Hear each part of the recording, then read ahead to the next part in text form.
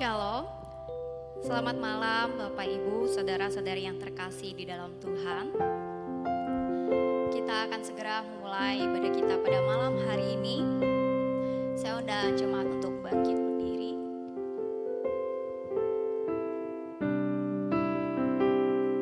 Mari kita masuk di dalam saat teduh.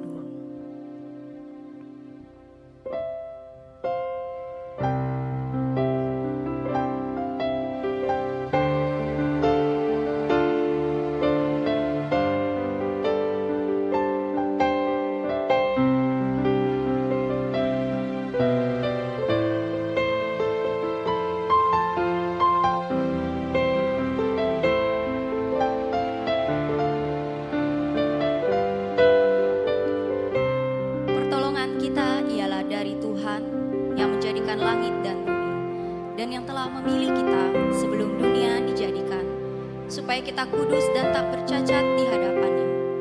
Masuklah, marilah kita sujud menyembah, berlutut di hadapan Tuhan yang menjadikan kita.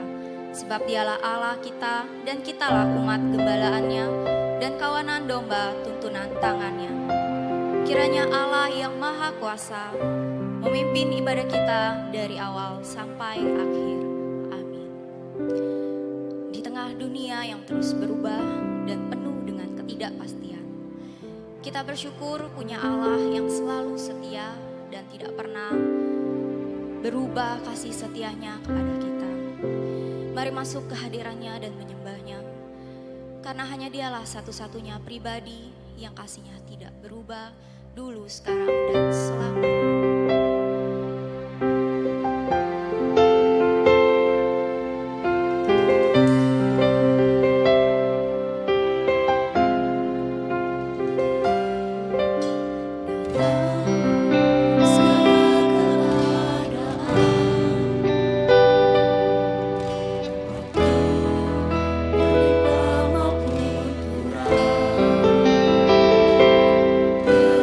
Yesus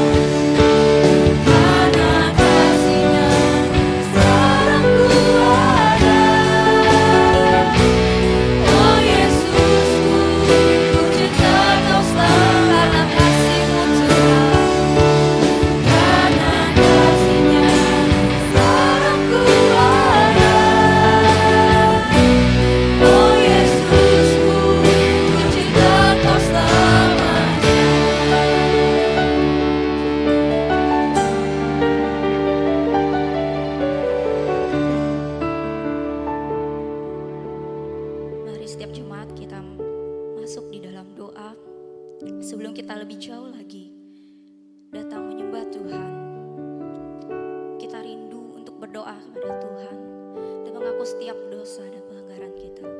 Saya beri waktu untuk jemaat berdoa di hadapan Tuhan.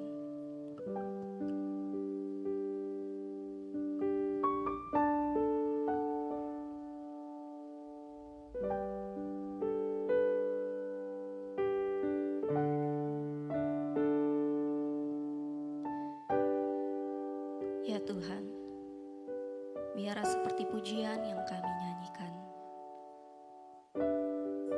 Di segala kondisi kehidupan kami, di segala musim apapun yang terjadi di dalam hidup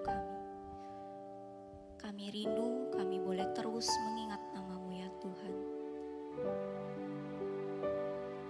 Sebelum kami melangkah lebih jauh di dalam ibadah kami malam hari ini, Engkau sudah melihat dan mendengar setiap seruan doa umat-Mu di tempat ini ya Tuhan. Kami tahu seringkali kami melukai hati Tuhan. Kami tahu apa yang kami lakukan seharusnya tidak kami lakukan. Kami tahu itu tidak pantas ya Tuhan. Tetapi kami mohon ya Tuhan hikmat-Mu. Kami mohon anugerah-Mu bagi kami ya Tuhan untuk boleh terus melangkah maju, mengingatkan kami kembali ya Tuhan, supaya kami rindu, semakin rindu dekat dengan Tuhan. Sebentar kami akan mulai ibadah kami ya Tuhan. Biarlah Roh Kudus-Mu juga menyertai setiap hati kami, supaya kami boleh menaikkan setiap pujian kami kepadamu ya Tuhan, dan biar setiap pujian kami berkenan di hati-Mu. Kami serahkan ibadah kami ini ya Tuhan ke dalam tangan-Mu. Berkati juga firman Tuhan yang akan kami dengar. Berkati hamba-Mu yang akan menyampaikan kebenaran firman Tuhan. Terima kasih ya Tuhan, kami serahkan ibadah kami malam hari ini di dalam satu nama, yaitu Yesus Kristus Allah kami yang hidup. Kami sudah berdoa dan mengucap syukur. Amin. Di dalam pelayanan dan rutinitas kita, motivasi apa yang mungkin kita bawa di hadapan Tuhan. Dan seringkali mungkin kita sering merasa lelah, kita merasa, kok capek ya melayani Tuhan. Tetapi kita diingatkan kembali bahwa ada satu hal ketika kita melayani Tuhan, itu ada sukacita. Dan biarlah sukacita itu terus menyala dan melimpah di hati kita. Mari bersama kita naikkan pujian sungai sukacita-Mu Tuhan. Ku menyanyi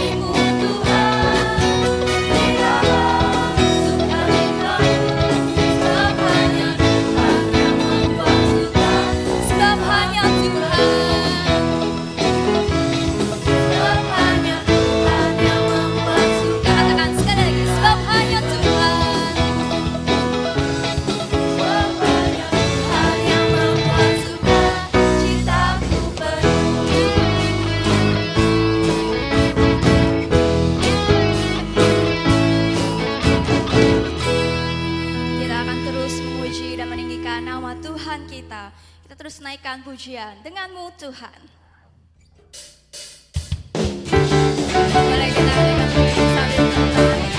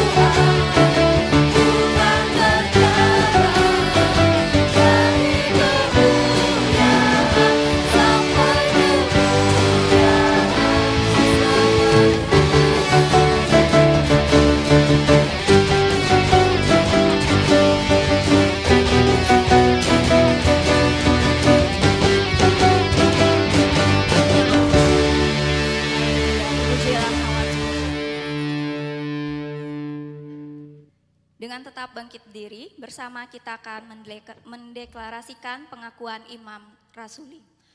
Pengakuan iman rasuli. Aku percaya kepada Allah, Bapa yang Maha Kuasa, Khalik langit dan bumi, dan kepada Yesus Kristus, Anaknya yang tunggal, Tuhan kita, yang dikandung daripada Roh Kudus, lahir dari anak darah Maria, yang derita sengsara di bawah pemerintahan Pontius Pilatus, disalibkan, mati dan dikuburkan, turun di dalam kerajaan maut. Pada hari yang ketiga bangkit pula dari antara orang mati, naik ke sorga, duduk di sebelah kanan Allah, Bapa yang Maha Kuasa. Dan dari sana ia akan datang untuk menghakimi orang yang hidup dan yang mati. Aku percaya kepada Roh Kudus, gereja yang kudus dan am, persekutuan orang kudus, pengampunan dosa, kebangkitan tubuh, dan hidup yang kekal. Amin. Jemaat dipersilakan duduk kembali. Kita akan membaca Alkitab hari ini. Pembacaan Alkitab kita terdapat di Filipi pasal yang kedua, ayat 1 sampai dengan yang ke-11.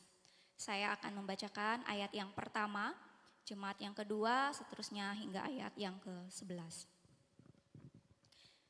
Nasihat supaya bersatu dan merendahkan diri seperti Kristus. Jadi, karena dalam Kristus ada nasihat, ada penghiburan kasih, ada persekutuan roh, ada kasih mesra dan belas kasihan. Karena itu sempurnakanlah sukacitaku dengan ini. Hendaklah kamu sehati, sepikir, kasih, satu jiwa, satu tujuan.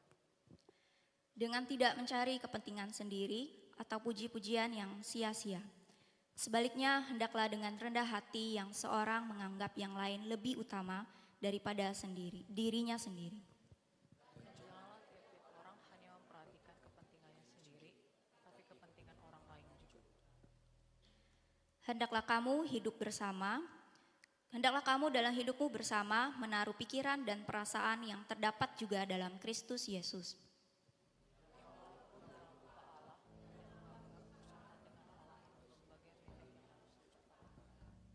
Melainkan telah mengosongkan dirinya sendiri dan mengambil rupa seorang hamba dan menjadi sama dengan manusia.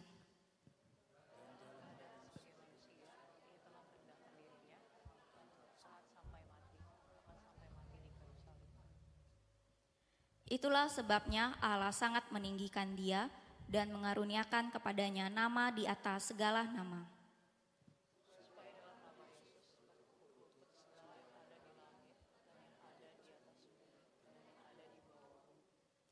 Dan segala lidah mengaku Yesus Kristus adalah Tuhan bagi kemuliaan Allah Bapa.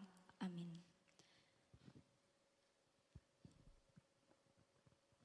Seringkali dunia mengajarkan kita untuk mencari pengakuan rupa atau hal apapun yang kelihatan di luar.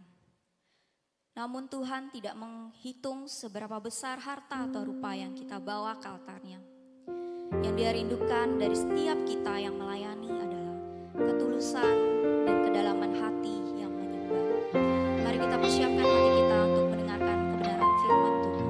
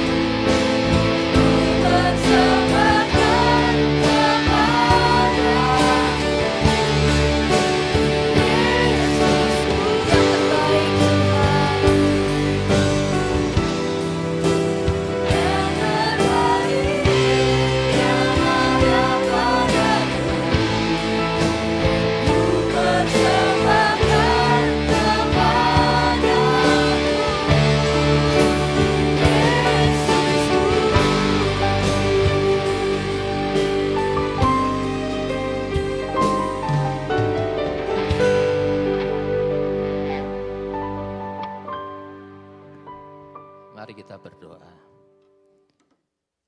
Bapa, kami membawa seluruh hidup kami di hadapan-Mu. Tuhan tahu terkadang kami seringkali ketika kami melayani Tuhan, kami ingin memiliki hati hamba, tetapi seringkali Tuhan banyak cacat dalam diri kami. Kami seperti bejana-bejana yang retak. Untuk itu malam ini kami membawa diri kami di hadapan Tuhan. Engkau penjunan yang mengasihi kami. Bentuklah Tuhan, perbaharui, koreksi diri kami, supaya kami boleh cakap, menunaikan tugas panggilan kami untuk melayani Engkau. Berfirmanlah kepada kami semua, kami siap mendengarkannya. Demi nama Tuhan Yesus kami bersyukur dan berdoa. Amin. Silakan duduk Bapak Ibu sekalian. Saudara, kita melanjutkan topik kita, yaitu tentang pelayanan. Minggu lalu kita sudah belajar mengapa dan bagaimana harus melayani. Minggu yang lalunya lagi, saudara, awal bulan kita belajar pentingnya kesetiaan dalam melayani. Dan malam ini kita akan belajar sesuatu yang tidak kalah penting, yaitu ketulusan dalam melayani. Mengapa saudara ketulusan itu penting dalam melayani Tuhan? Karena seseorang bisa saja rajin begitu rupa melayani Tuhan, tapi hatinya tidak tulus, haus puji-pujian dari manusia. Seseorang bisa begitu setia melayani selama bertahun-tahun, puluhan tahun dia melayani. Tetapi dia punya motivasi yang lain, yang tidak ada seorang pun yang tahu. Dan seseorang bisa memahami teori pelayanan sampai dia hafal dengan baik. Tetapi dalam praktek pelayanannya, dia mudah tersinggung, dia mudah kecewa ketika tidak dihargai oleh manusia, kurang diperhatikan. Jadi persoalannya bukan pada aktivitas pelayanan itu sendiri. Persoalannya ada pada hati kita. Pelayanan tanpa ketulusan seringkali dapat memuaskan ego kita. Kita bisa mendapatkan apresiasi, tepukan tangan dari jemaat yang menyaksikan pelayanan kita. Tetapi saudara perlu perhatikan bahwa pelayanan tanpa ketulusan hati itu tidak akan menyenangkan hati Tuhan. Hari ini kita akan belajar tentang ketulusan melayani berdasarkan Filipi 2 ayat 1 sampai 11 yang tadi kita sudah baca secara bertanggapan. Bapak Ibu, latar belakang jemaat Filipi ini, ketika saudara baca surat Filipi ini ada 4 pasal. Sepertinya ini jemaat yang begitu luar biasa. Kelihatannya begitu mengasihi Tuhan. Sangat mensupport pelayanan Paulus dan dipuji oleh Paulus. Tetapi saudara, kalau saudara baca, saudara akan menemukan bahwa jemaat ini tidak sedang baik-baik saja. Ada persoalan yang sangat serius yang muncul di tengah-tengah jemaat, yaitu adanya orang-orang yang melayani dengan motivasi yang keliru. Mereka melayani dengan punya rasa iri hati, dengki, dan persaingan satu sama lain. Paulus bahkan secara spesifik menyebutkan 2 nama ini, Euodia dan Sintike. Dinasihati supaya mereka sehati sepikir. Artinya mereka tidak mengalami kesehatian dalam pelayanan. Mengapa Paulus menyebut nama mereka secara terbuka di surat yang dibacakan secara umum di depan jemaat? Saudara, kemungkinan karena masalah mereka itu sudah sangat serius. Walaupun Alkitab tidak menjelaskan secara rinci penyebab konflik mereka, kemungkinan besar masalahnya berkaitan dengan ego dan kepentingan pribadi. Ada keinginan untuk lebih dihormati, ada keinginan untuk lebih diakui, ada keinginan untuk lebih nomor 1, menjadi nomor 1. Mereka kesulitan untuk merendahkan diri. Saudara, ketika ego masuk ke dalam pelayanan, maka persaingan itu akan muncul. Dan ketika persaingan itu muncul, maka kesatuan jemaat akan terancam. Ketika ego masuk ke dalam pelayanan, persaingan akan muncul. Ketika persaingan itu muncul, maka kesatuan jemaat mulai rusak. Saudara, menariknya, ketika Paulus melihat masalah dalam jemaat Filipi ini, dia tidak coba menyelesaikan pertama-tama dengan teknik manajemen konflik atau strategi organisasi, disiplin gereja, walaupun itu penting dan baik semua, saudara. Paulus yang pertama-tama membawa jemaat kembali kepada Kristus. Karena ketulusan pelayanan bukanlah masalah teknis pelayanan. Ketulusan pelayanan adalah masalah hati. Dan hanya Injil Kristus yang dapat mengubah hati manusia. Kita akan membedah, saudara, Filipi 2 ayat 1 sampai 11 ini. Saya bagi menjadi 2 bagian. Yang pertama ayat 1 sampai 4. Kita akan mendapati bahwa ketulusan melayani berawal dari anugerah Kristus. Ketulusan melayani berawal dari apa yang sudah kita terima dari Tuhan. Saudara, camkan ini. Ya. Bukan saudara dapat dengan usahamu lalu engkau bisa sukses, tulus melayani di hadapan Tuhan. Tetapi ketulusan melayani itu berawal dari anugerah yang kita terima dari Kristus. Strukturnya begini, saudara. Ayat 1 menjadi dasarnya, ayat 2 adalah perintah utama, ayat 3 dan 4 menjelaskan cara mewujudkan perintah tersebut. Kita akan melihat satu demi satu. Dasar pelayanan, saya sudah sebutkan tadi, yaitu apa yang sudah kita terima dari Tuhan. Perhatikan, Paulus berkata, jadi karena dalam Kristus ada nasihat, ada penghiburan kasih, ada persekutuan roh, ada kasih mesra dan belas kasihan. Saudara, dalam ayat ini sebetulnya ada 4 kata jika yang tidak muncul dalam terjemahan bahasa Indonesia. Beberapa terjemahan bahasa Inggris muncul kata jika ini, termasuk dalam bahasa aslinya. Saudara, contohnya ini adalah versi King James, saudara. Saya baca dalam terjemahan Indonesianya. Jika memang ada penghiburan dalam Kristus, jika ada kasih sayang, jika ada persekutuan roh, jika ada belas kasihan dan kemurahan hati. Jadi Paulus mengawali ini dengan serangkaian kata jika. Apa yang saudara tangkap ketika saudara mendengar kata jika? Apa saudara? Keraguan-raguan atau ketidakpastian, kemungkinan, begitu ya.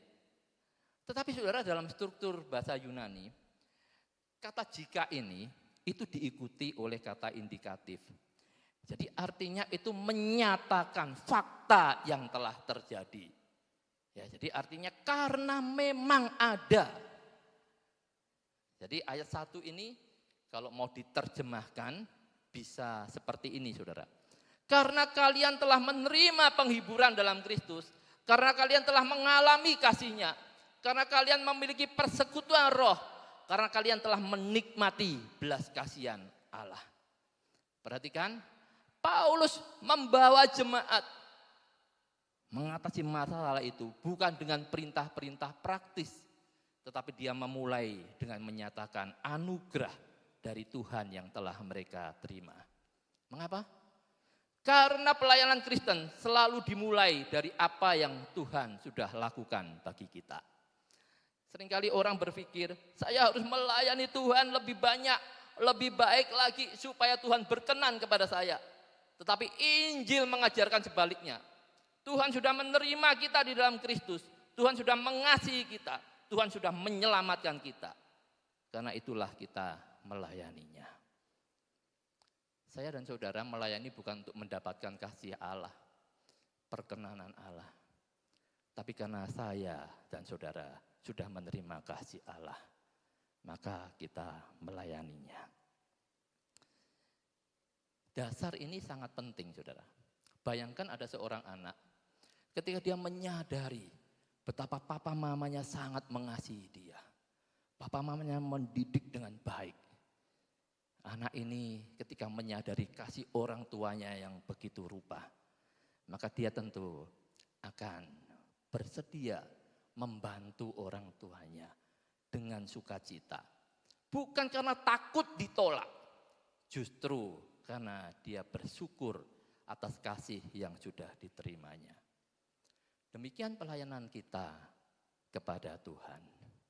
Semakin saya dan saudara menyadari betapa besarnya kasih Allah, maka semakin kita dapat tulus hati melayani Tuhan. Orang yang merasa berhutang pada kasih Kristus akan melayani dengan penuh sukacita dan ketulusan. Lalu saudara, bagian yang kedua ini adalah perintah utama. Setelah Paulus memberi dasarnya, Paulus baru memberikan perintah. Ya. Di ayat yang kedua, karena itu sempurnakanlah sukacitaku dengan ini. Hendaklah kamu sehati sepikir dalam satu kasih, satu jiwa, satu tujuan.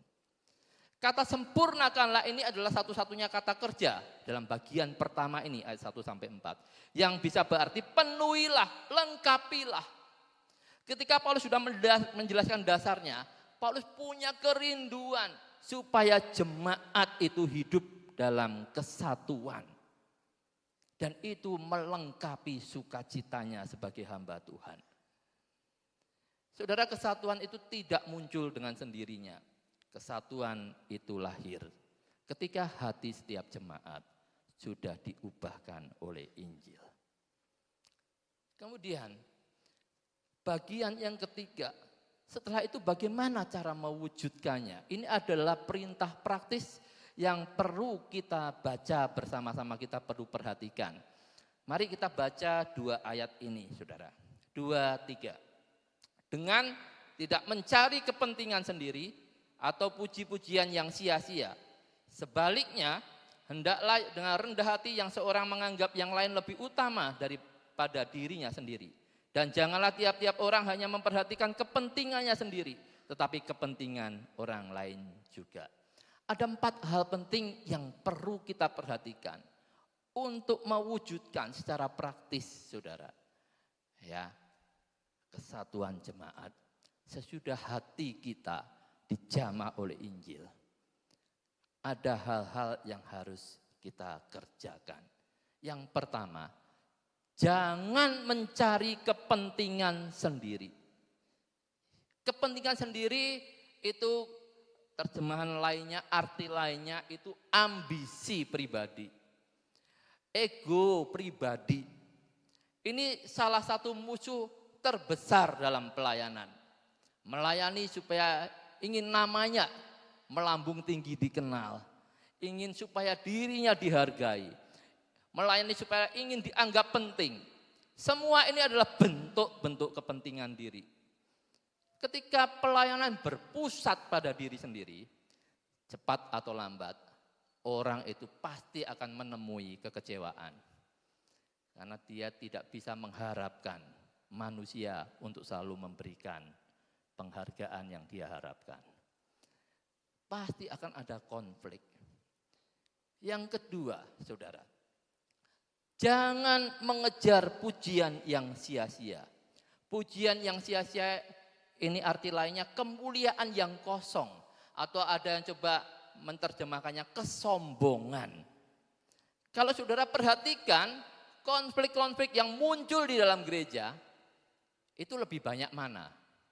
Perbedaan doktrin atau masalah ego kesombongan.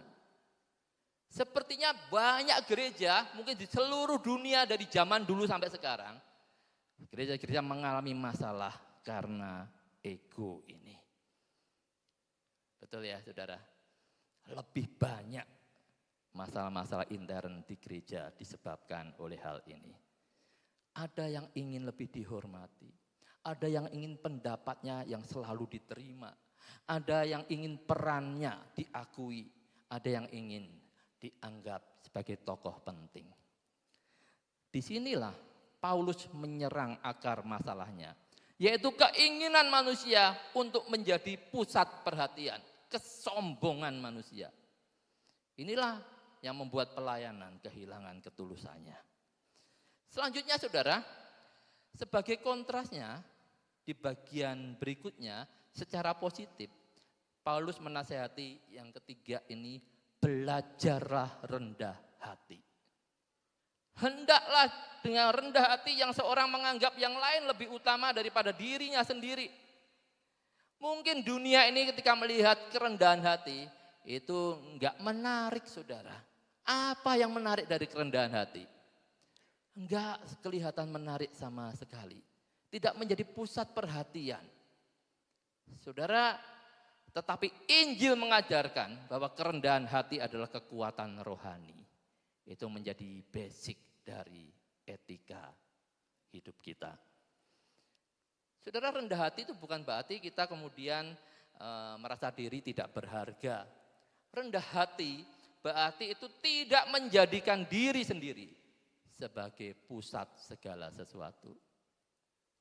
Ya, saudara, orang yang rendah hati itu contohnya dia akan bisa bersuka cita loh kalau melihat ada orang lain, teman sepelayanannya berhasil dalam pelayanan. Orang yang rendah hati tidak merasa terancam ketika ada orang lain yang dipakai Tuhan lebih baik. Orang yang rendah hati tidak selalu ingin menonjolkan diri. Kemudian yang keempat saudara, nasihat positif yang keempat, perhatikan kepentingan orang lain. Ini diulang kembali, jangan tiap-tiap orang hanya memperhatikan kepentingannya sendiri. Diulang 2 kali, positifnya, tetapi mari perhatikan kepentingan orang lain. Saudara, Paulus tidak mengatakan kita harus mengabaikan kebutuhan diri kita sendiri. Enggak. Tapi Paulus mengatakan jangan kita hanya memikirkan diri sendiri. Belajarlah memperhatikan kepentingan, kebutuhan orang lain juga. Maka sikap kita dalam pelayanan, mari kita tanya dalam diri kita. Siapa yang perlu kita dukung? Siapa yang sedang lemah? Yang perlu kita support supaya dia bangkit kembali? Siapa yang membutuhkan pertolongan? Siapa yang perlu didorong dan dikuatkan? Saudara, ketika ini ada di dalam hati kita, kita melihat ketulusan pelayanan itu mulai terlihat. Bagian pertama ini alur logisnya seperti ini, saudara. Karena kita telah menerima anugerah Injil, yaitu penghiburan dalam Kristus, kasih Allah, persekutuan roh dan belas kasihannya, maka kita harus hidup dalam kesatuan dengan sikap kerendahan hati. Kesatuan itu akan lahir ketika ambisi diri ditinggalkan, kesombongan dibuang, kerendahan hati dipraktekkan, orang lain dianggap lebih utama, kepentingan orang lain diperhatikan. Nah, kita akan masuk ke bagian yang kedua. Ini yang sangat penting, yang menjadi puncak. Bagian yang kedua ini ayat 5-11. Paulus menyatakan bahwa ketulusan melayani itu terlihat sempurna dalam pribadi Kristus. Sekarang Paulus menarik fokus perhatian jemaat Filipi kepada Kristus. Mengajak jemaat, ayo pandang kepada Kristus. Paulus tidak hanya memberikan teori, tapi Paulus menunjukkan teladan. Bukan dirinya, tapi kepada Kristus. Dan dialah memang teladan terbesar dalam pelayanan dengan ketulusan. Ayat 5, saudara.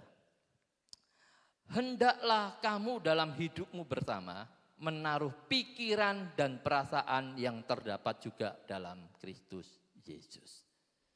Ya. Paulus mengajak jemaat, ayo milikilah pikiran Kristus.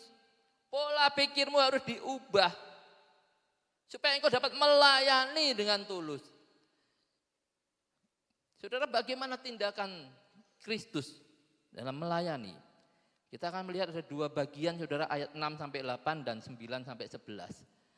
Saudara, kita akan melihat bahwa yang pertama ayat 6 sampai 8 itu bicara tentang kerendahan hati Kristus.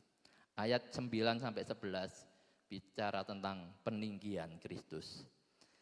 Di ayat 6 sampai 8 ada dua fokus tindakan utama Kristus, yaitu mengosongkan diri dan merendahkan diri. Ya, kerendahan hati Kristus itu bukan teori, dia tunjukkan dari kemuliaan ilahi menuju kepada kehinaan salib. Itu dia lakukan, itu dia alami.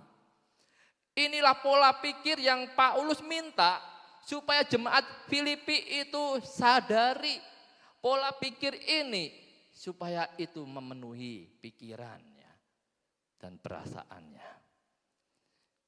Saudara, Paulus mengawali dengan membawa keajaiban Injil yang walaupun dalam rupa Allah menyatakan Kristus adalah Allah sejati, anak Allah sejati. Sebelum inkarnasinya, dia adalah Allah sendiri, firman Allah. Ini menunjukkan Kristus memiliki kemuliaan ilahi yang kekal. Namun kemudian Paulus melanjutkan, tidak menganggap kesetaraan dengan Allah itu sebagai milik yang harus dipertahankan. Artinya dia tidak mempertahankan hak-haknya sebagai pencipta, sebagai pemilik dunia ini. Semua orang harus tunduk menghormati dirinya. Saudara, Kristus tidak lakukan itu. Dia tidak melakukan untuk kepentingan dirinya seperti itu. Sebaliknya dikatakan, ia telah mengosongkan dirinya. Paulus tidak berkata, wah berarti Kristus itu berhenti menjadi Allah. Tidak, saudara. Paulus menjelaskan bagaimana ia mengosongkan dirinya dengan mengatakan, dengan mengambil rupa seorang hamba. Kristus tidak mengurangi keilahiannya, tetapi Kristus menambahkan kemanusiaan pada dirinya. Saya perhatikan, sang pencipta masuk ke dalam ciptaan. Sang raja menjadi hamba. Sang pemilik alam semesta lahir dalam kesederhanaan. Ada seorang yang pernah coba memberikan perbandingan, walaupun ini tidak apple to apple, saudara.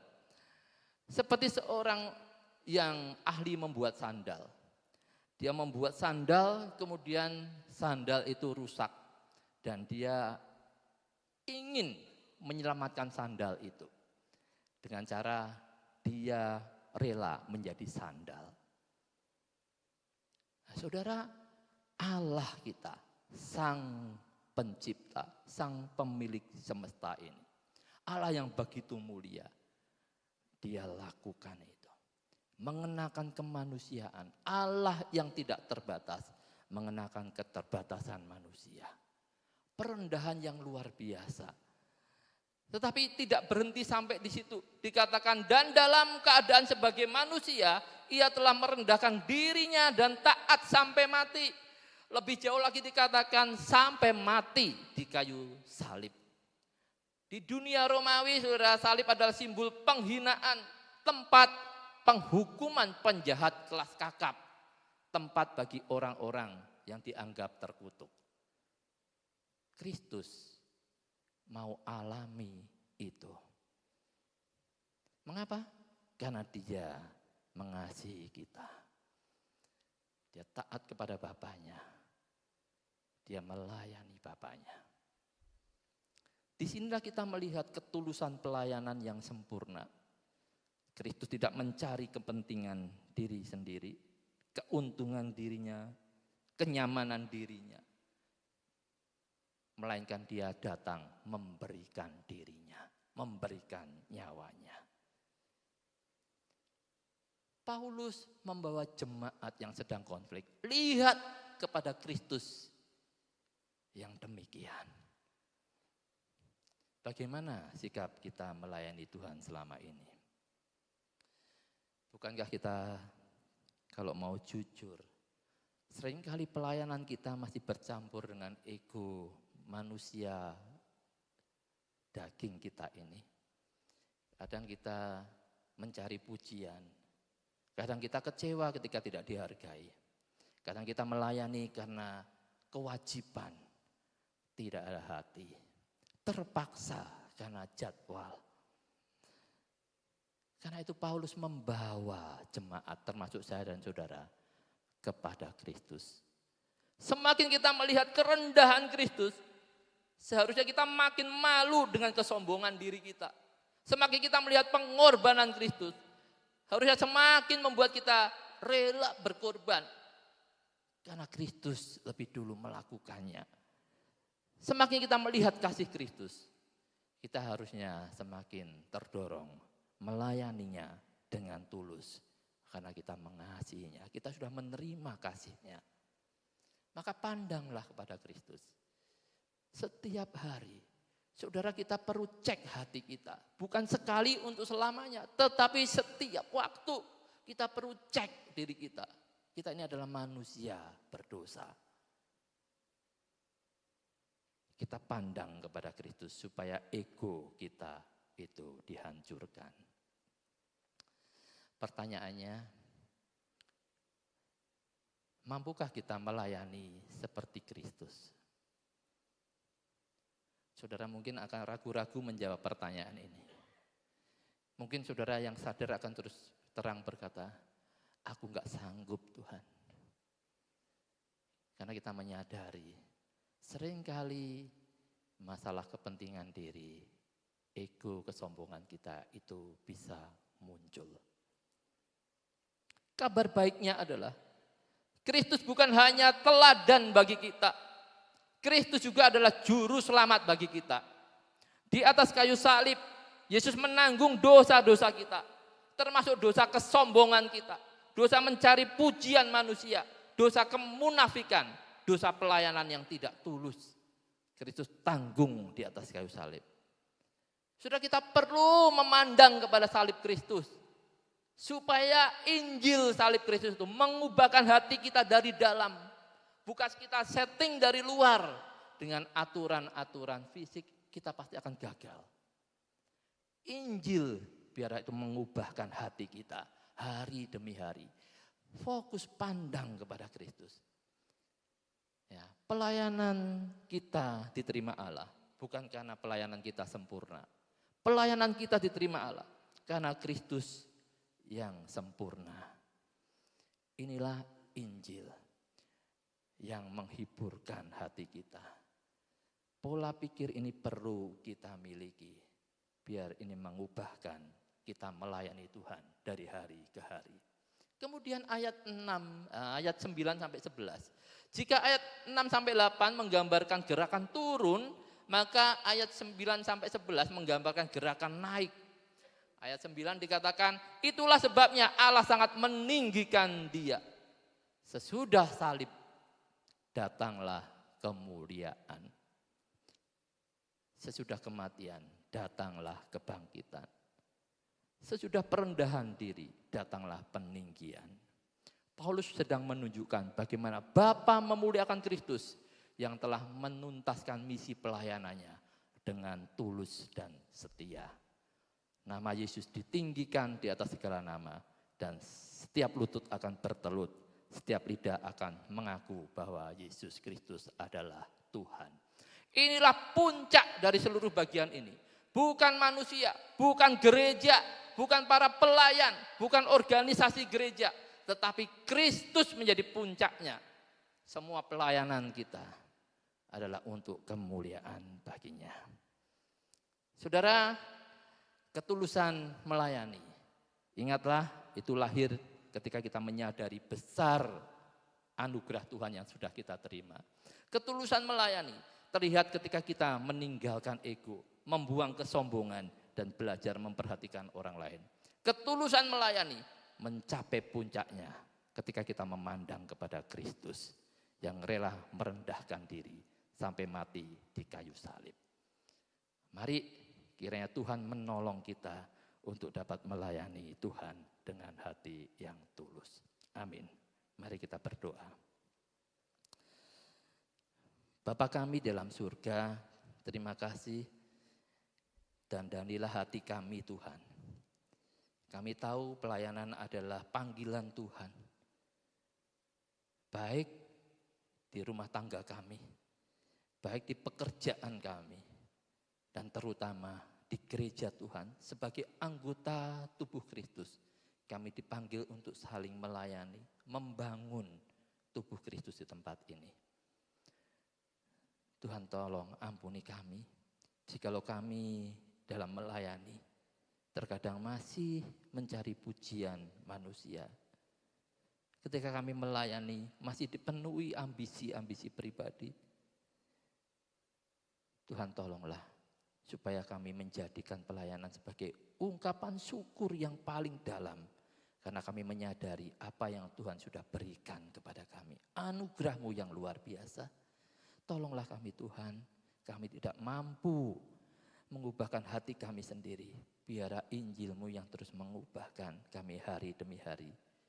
Menjadi pelayan-pelayan Tuhan dengan tulus hati. Berkati jemaat Tuhan di tempat ini. Demi nama Tuhan Yesus kami berdoa. Amin. Saudara, kita akan berdoa untuk dua hal. Yang pertama, kita doakan untuk sekolah Alkitab liburan hari Senin sampai Rabu di tempat ini. Puji Tuhan, Tuhan sudah mengirimkan anak-anak yang mendaftar. Infonya yang saya dengar katanya 100 lebih ya. Nah, ini pecah rekor saudara. Jadi antusias anak-anak begitu banyak. Doakan untuk hamba-hamba Tuhan yang melayani. Doakan guru-guru sekolah minggu dalam mempersiapkan event ini. Dan biarlah Tuhan melawat anak-anak sejak kecil. Mereka boleh semakin mengenal Tuhan, mengalami kasih karunia Tuhan. Kemudian kita doakan untuk dua jemaat kita yang masih ada di ICU. Ibu Liu Lili, saudara kabarnya kurang mengenakkan. Karena dokter sepertinya sudah angkat tangan. Kemudian yang kedua mertua saya Ibu Tutik yang ada di provinsi, rumah sakit provinsi. Doakan biar Tuhan sekiranya yang berkasih karunia, dia juga boleh mengalami pemulihan. Mari kita buka suara berdoa untuk dua hal ini. Bapa kami dalam surga, kami bersyukur di tengah-tengah ibadah ini kami menaikkan syafaat kami. Kami berdoa untuk acara sekolah Alkitab liburan. Kami berdoa Tuhan dengan penuh syukur karena Tuhan yang mengundang anak-anak. Ada 100 lebih anak-anak yang mendaftar. Mampukan mereka besok hari boleh datang. Mengatasi segala halangan rintangan, mereka dapat hadir. Dan mereka boleh dibentuk selama 3 hari mengikuti sal di tempat ini. Kami mohon rahmat-Mu, guru-guru sekolah minggu yang mempersiapkan acara ini dari awal sampai selesainya. Tuhan beri hikmat-Mu, beri kesatuan hati.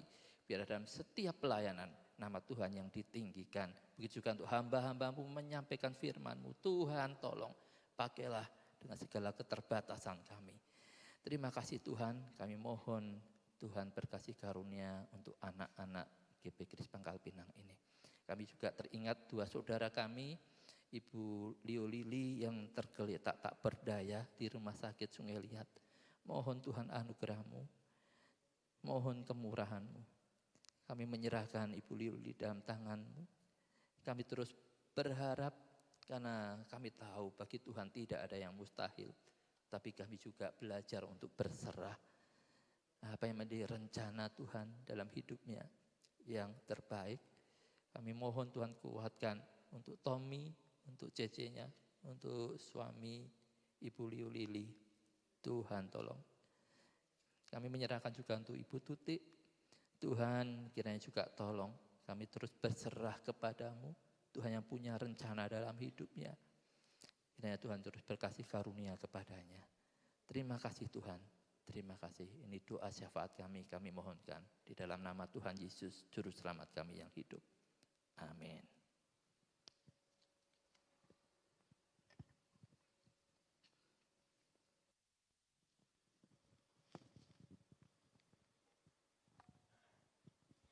Terima kasih kepada hambanya yang menyampaikan kebenaran firman Tuhan. Tuhan memberkati pelayanan hambanya. Selanjutnya kita akan memberikan persembahan. Hari ini ada 2 kali persembahan, kantong merah untuk kas umum, kantong ungu untuk kas misi. Firman Tuhan dalam Matius pasal 6 ayat 31 sampai 33 berkata, "Sebab itu janganlah kamu khawatir dan berkata, apakah yang akan kami makan? Apakah yang akan kami minum? Apakah yang akan kami pakai? Karena semua perkara ini dikejar oleh bangsa-bangsa lain, akan tetapi Bapamu yang di surga tahu bahwa kamu memerlukan semuanya itu. Tetapi carilah dahulu kerajaan Allah dan kebenarannya, maka semuanya itu akan ditambahkan kepadamu."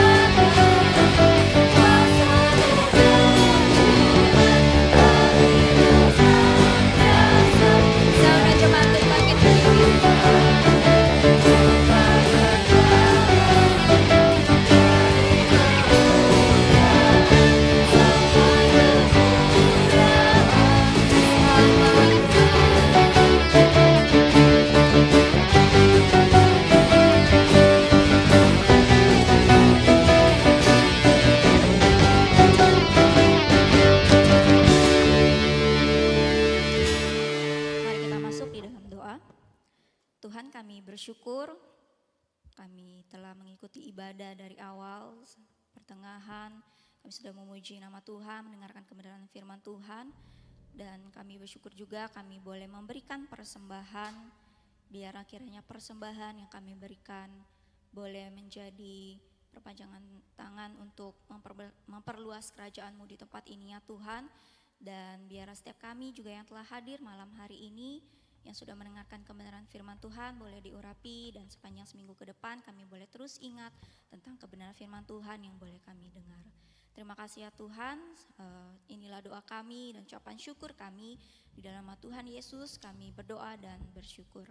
Amin. Kami memuji kebesaran-Mu Tuhan.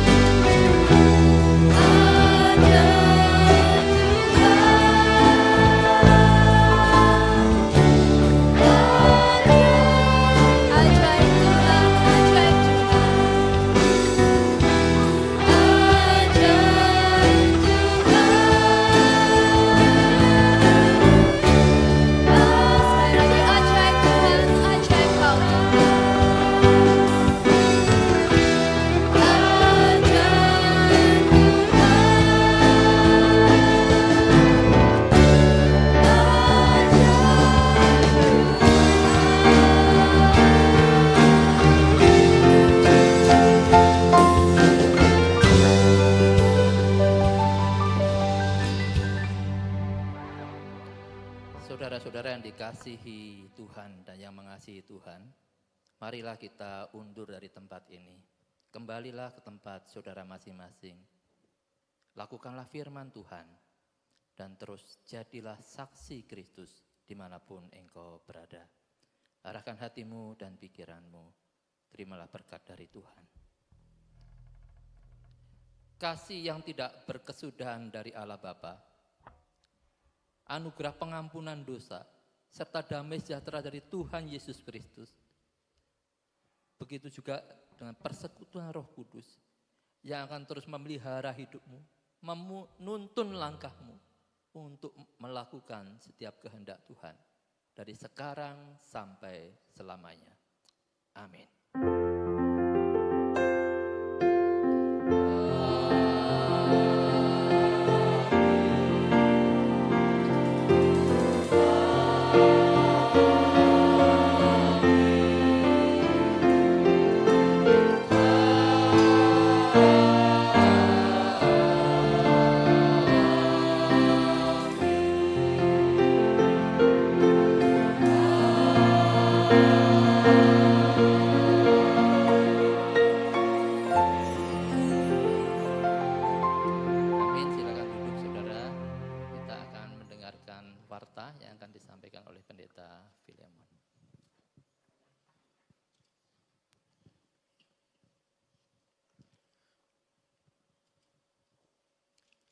Shalom saudara, kita bersyukur boleh beribadah kepada Tuhan di minggu ini. Kita tetap setia